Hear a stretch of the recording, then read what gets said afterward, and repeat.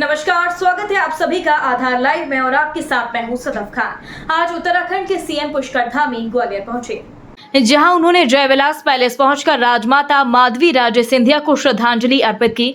पुष्कर धामी ने राजमाता को पुष्पांजलि देकर सिंधिया परिवार को सांत्वना दी। इस दौरान धामी ने कहा कि मैं चुनाव के दौरान देश के कई जगहों पर पहुंचा। देश की जनता मोदी जी को तीसरी बार देश का प्रधानमंत्री बनाने के लिए खुद आगे आ रही है। हर वर्ग मोदी जी के समर्थन में है। आज हमने दिल्ली में प्रचार प्रसार किया। दिल्ली हरियाणा में सभी सीटों पर भाजपा जीतने वाली है। साथ ही राहुल गांधी पर भी उन्होंने तंज कसा और कहा, राहुल बाबा, अखिलेश बाबा, केजरीवाल का इंडिया गठबंधन बना है। अखिलेश बाबा, राहुल बाबा विदेश में पढ़कर आए हैं। उनका गठबंधन, उनकी जोड़ी पहले भी देश की जनता देख चुकी है। उत्तर प्रदेश में राहुल अपनी परिवार की परंपरागत सीट से चुनाव लड़ने की हिम्मत भी नहीं कर पाए। राहुल ने अपनी परंपरागत सीट छोड़कर अपनी पराजय स्वीकार कर ली है, इसलिए अब विपक्ष भ्रामक प्रचार कर रहा है। इसी के साथ ही धामी ने और भी कई मुद्दों पर अपनी बात रखी।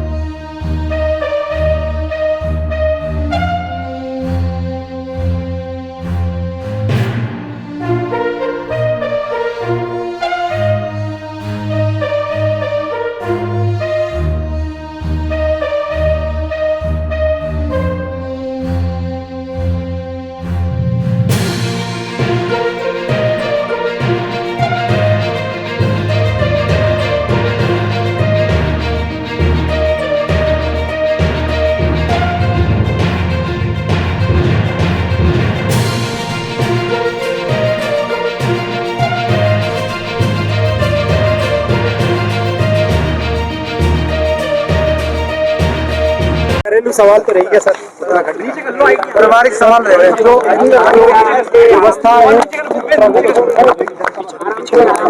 सर दिल्ली में आपने सर क्या लग रहा है, माहौल क्या है? 400 पार कर चलना ना। देखिए, मैं पूरे चुनाव के दौरान मुझे पूरे देश के अंदर अनेक स्थानों पर जाने का अवसर मिला है। मैं गया था तो मैंने देखा है पूरे देश के अंदर इस समय देश की जनता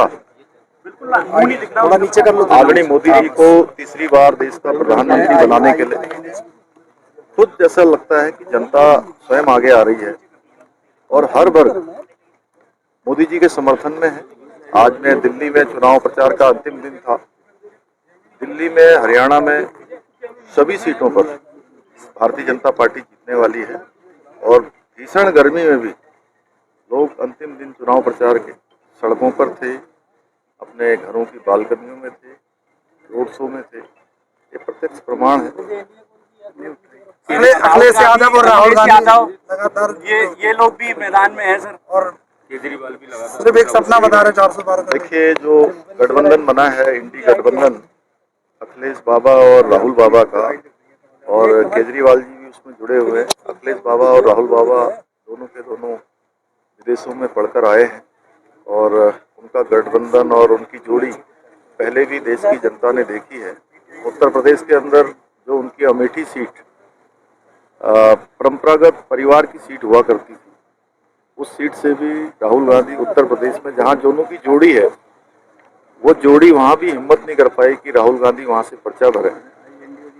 इसका सीधा प्रत्यक्ष प्रमाण है। कोई मैं नहीं कह रहा हूं, आप सब समझदार लोग हैं, देश के लोग भी समझते हैं कि जो अपनी परंपरागत सीट छोड़ दे तो आप समझिए कि उनके मन में क्या चल रहा है। उन्होंने अपनी हार स्वीकार कर ली है, इसलिए वो तमाम भ्रामक बयान और इस प्रकार का प्रचार कर रहे हैं। नौजवान को लेकर क्या कहेंगे सर, जो घटनाक्रम हुआ अरविंद केजरीवाल के दफ्तर में हुआ? देखिए, बहुत ही ये किसी भी मायने में इसको सही नहीं कहा जा सकता। जो मुख्यमंत्री आवास, जहाँ पर राज्य के लिए योजनाएं बननी चाहिए, दिल्ली के विकास के लिए योजनाएं बननी चाहिए, वहाँ एक अपनी उनकी ही पार्टी की महिला सांसद के साथ बदसलूकी होती है, मारपीट होती है, लात जूते गुस्से चलते हैं, अमानवीय व्यवहार वहाँ किया जाता है। और उसके बाद कोई भी आप पार्टी का नेता या अरविंद केजरीवाल जी कभी सामने नहीं आए, उल्टा उस आरोपी को अपने साथ लेकर घूमते रहे।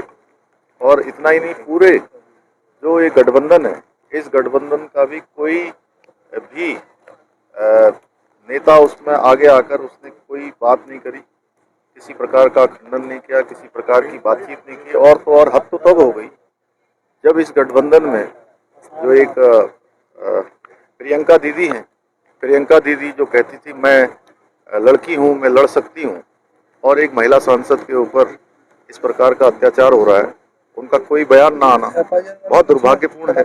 और इससे बड़ी बात यह है कि महिलाओं के प्रति, मातृशक्ति के प्रति इनके किस प्रकार के विचार हैं, ये भी सामने आ गए। सर, चार धाम की यात्रा में आप क्या स्थिति है, क्योंकि तस्वीर आई थी जाम हो गए? शुरू के दिनों में बहुत अत्यधिक संख्या, पिछले सालों की तुलना में उससे दुगनी संख्या वहाँ पहुँच गई थी। लेकिन चूंकि रास्ते सीमित हैं और जो हमारे धाम हैं, चारों धाम, उसकी एक कैपेसिटी है, एक बियरिंग कैपेसिटी है, धारण क्षमता है। और क्योंकि लोग ज़्यादा आ गए तो निश्चित रूप से थोड़ा आने जाने में जाम की स्थिति भी हुई थी, लेकिन अब यात्रा पूरी व्यवस्थित है। अब इतना जरूर है कि क्योंकि शुरुआत के दिनों में जिन लोगों के रजिस्ट्रेशन नहीं थे वो भी पहले ही प्रवेश कर गए थे। अब हमने ये व्यवस्था बनाई है कि सभी से एक आग्रह भी किया है, पूरे देशवासियों से, चार धाम जो आना चाहते हैं अपना रजिस्ट्रेशन करवाएं और रजिस्ट्रेशन करवाने के बाद ही यात्रा प्रारंभ करें, क्योंकि हमारी सबसे बड़ी प्राथमिकता है कि जो भी चार धाम में श्रद्धालु और तीर्थयात्री आ रहे हैं उनकी सुरक्षा हमारे लिए प्राथमिकता है। सर, सीटों को लेकर क्या कहेंगे? जिस तरीके से राहुल गांधी और प्रियंका गांधी बोल रहे हैं कि 300 सीटें ज़्यादा नहीं आएंगी, पूरे 400 आएंगे, 400 से ऊपर आएंगे।